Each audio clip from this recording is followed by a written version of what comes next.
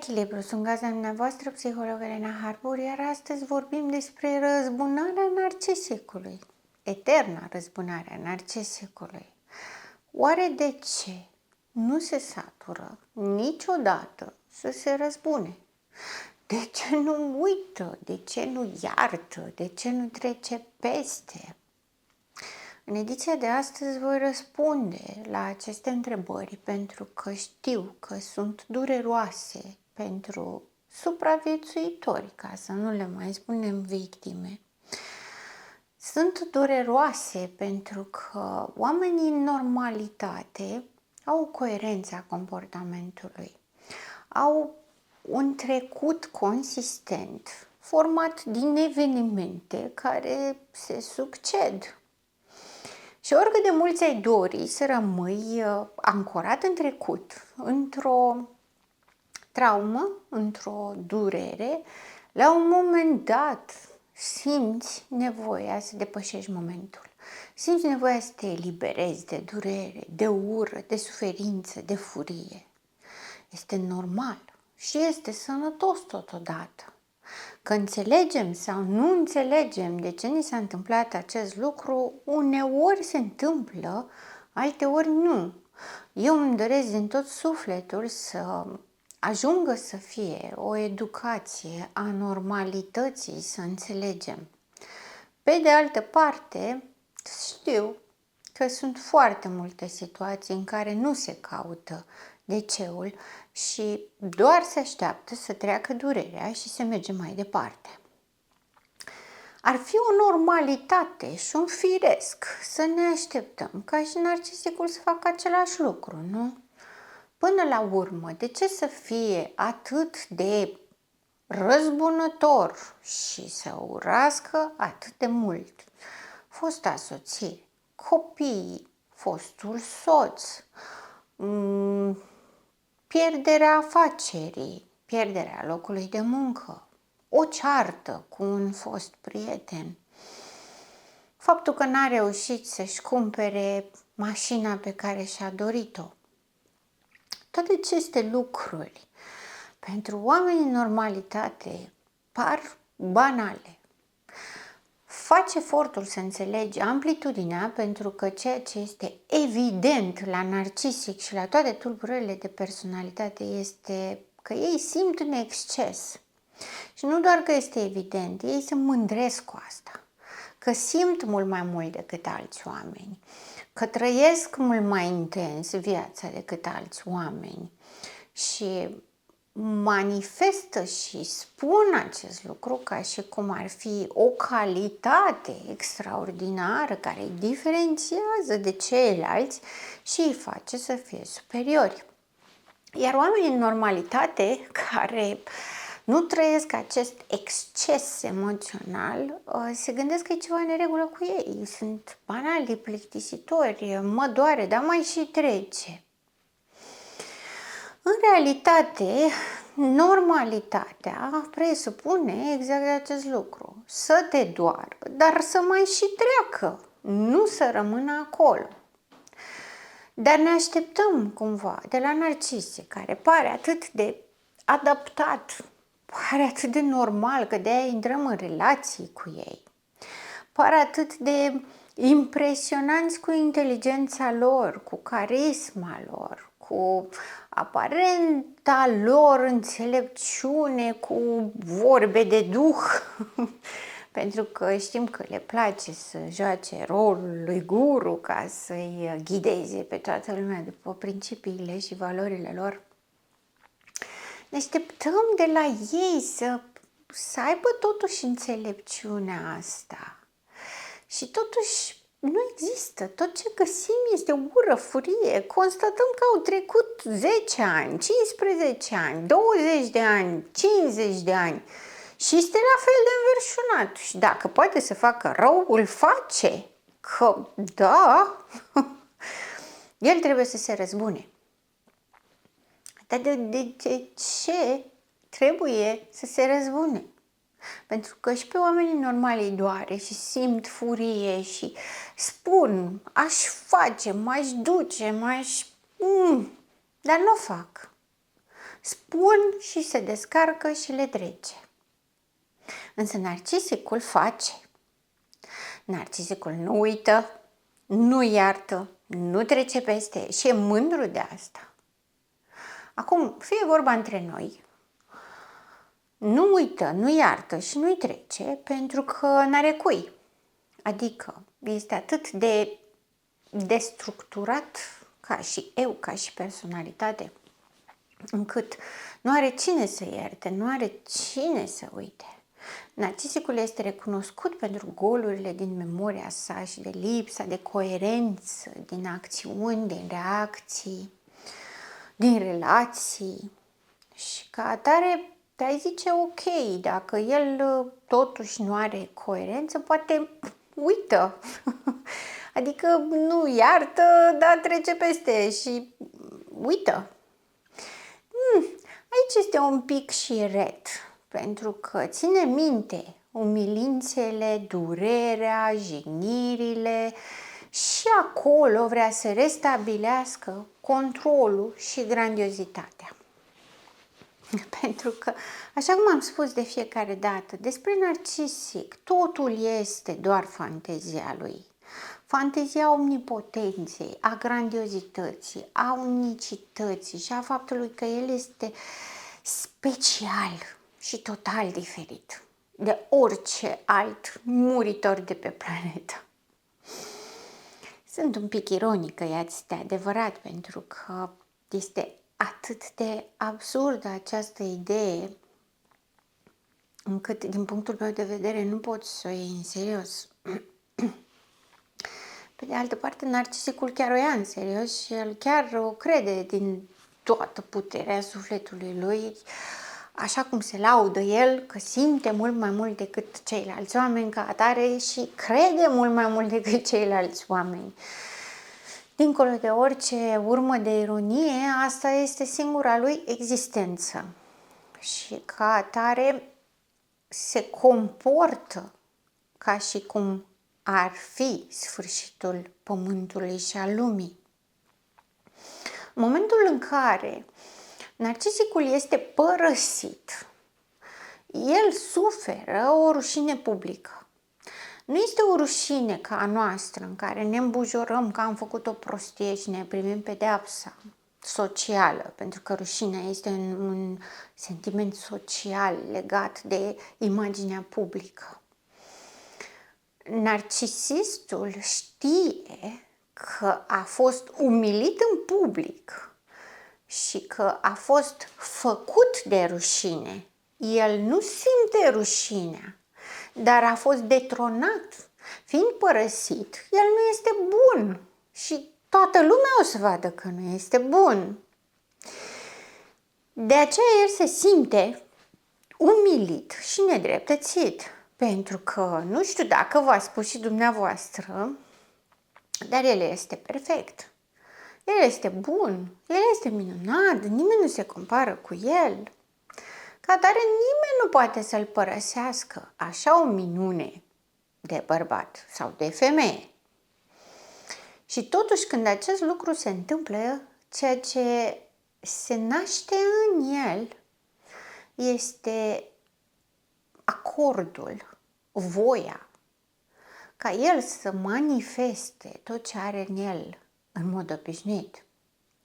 Adică, dacă ne gândim din perspectiva lui, care este incapabil să fie într-o relație și totuși face eforturi extraordinare și chinuitoare până la urmă pentru el, ca să pară că este un partener bun, ca să-și păcălească partenera, să-și păcălească rudele partenerei, prietenii partenerei, toți să creadă că el este un om bun, după atâtea sacrificii pe care le-a făcut, să o asculte ce spune, nu să o asculte să facă, să pur și simplu să o asculte când vorbește.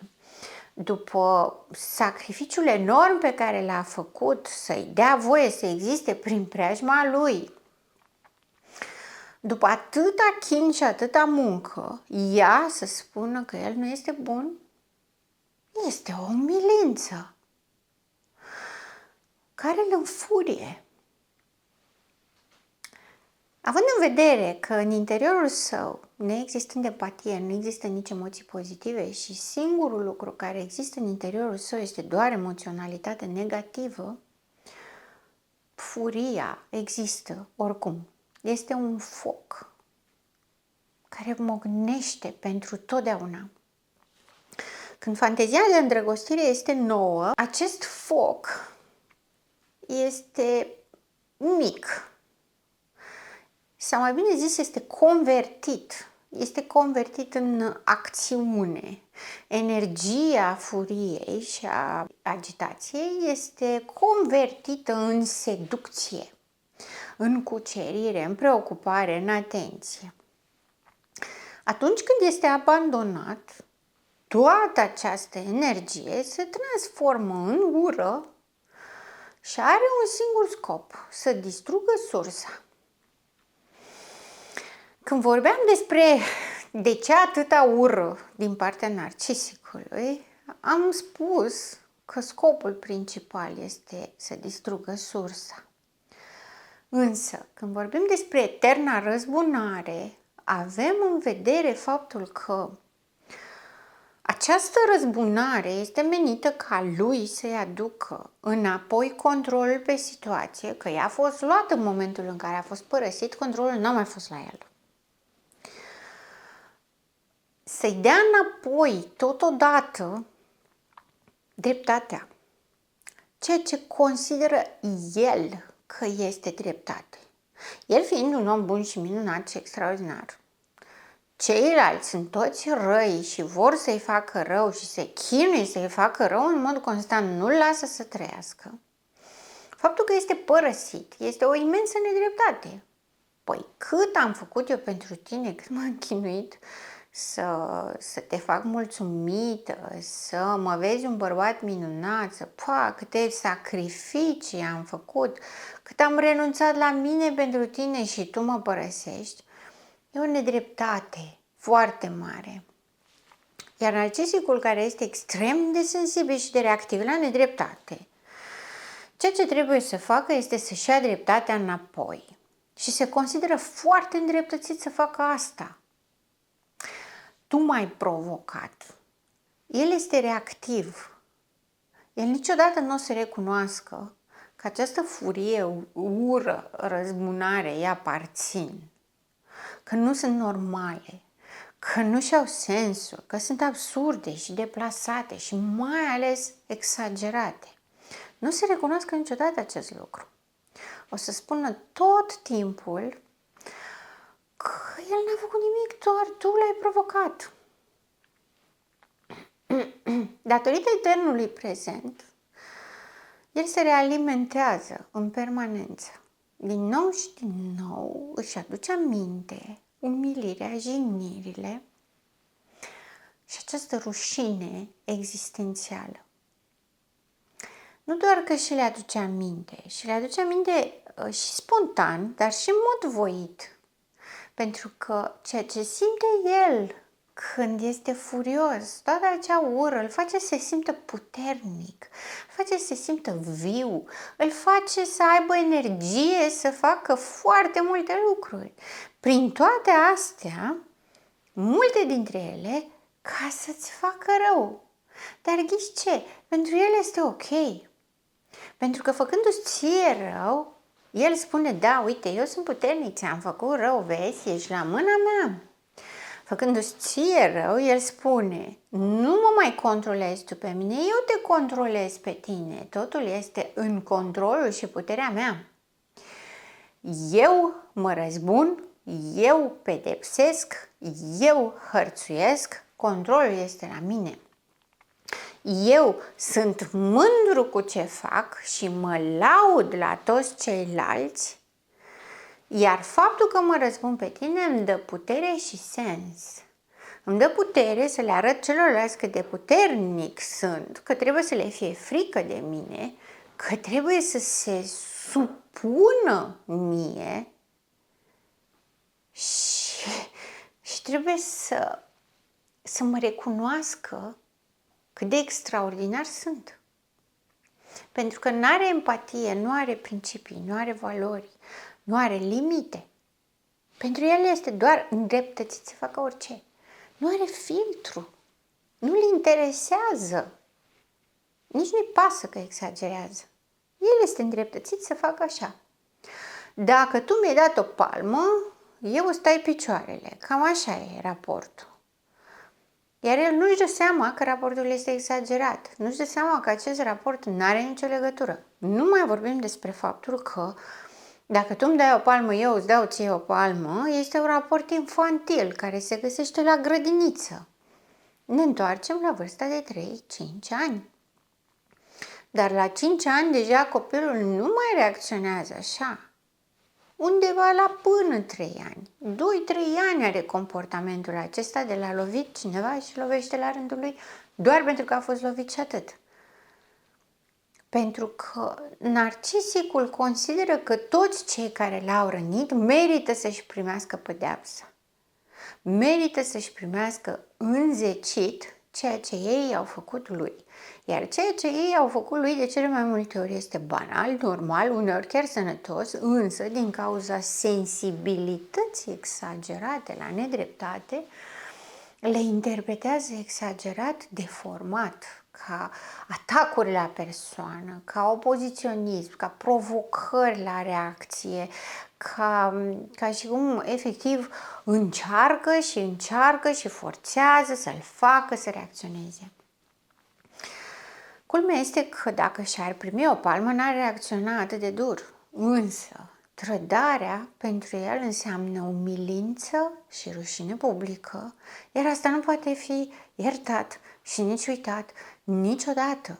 Și de fiecare dată își readuce aminte în mod voluntar și se realimentează cu aceeași ură, pentru că îi face plăcere. Practic nu are niciun motiv pentru care să renunțe la această putere. Nu are niciun motiv pentru care să renunțe la răzbunare. Este mult mai dulce să facă rău. Este mult mai important pentru el, mult mai validant și mult mai ușor să-și arate superioritatea și dominanța. Pentru că totul este de dominare prin frică și se așteaptă să primească schimbarea comportamentului. Din păcate este doar un infantilism sadic. Doar că trebuie să aveți cunoștință de astfel de informații, ca în momentul în care vă pregătiți să faceți față la această ruptură, fără acordul lui, fără să provoace el toată umilința, denigrarea și rușinea înainte, este important să vă protejați din toate punctele de vedere, fără să neglijați absolut nimic, pentru că va folosi și va specula orice oportunitate pe care o are. Și este cel mai bine să vă aveți în grijă. Sunt psiholog Elena Harbur, gazda dumneavoastră și până data viitoare, rămâneți în echilibru.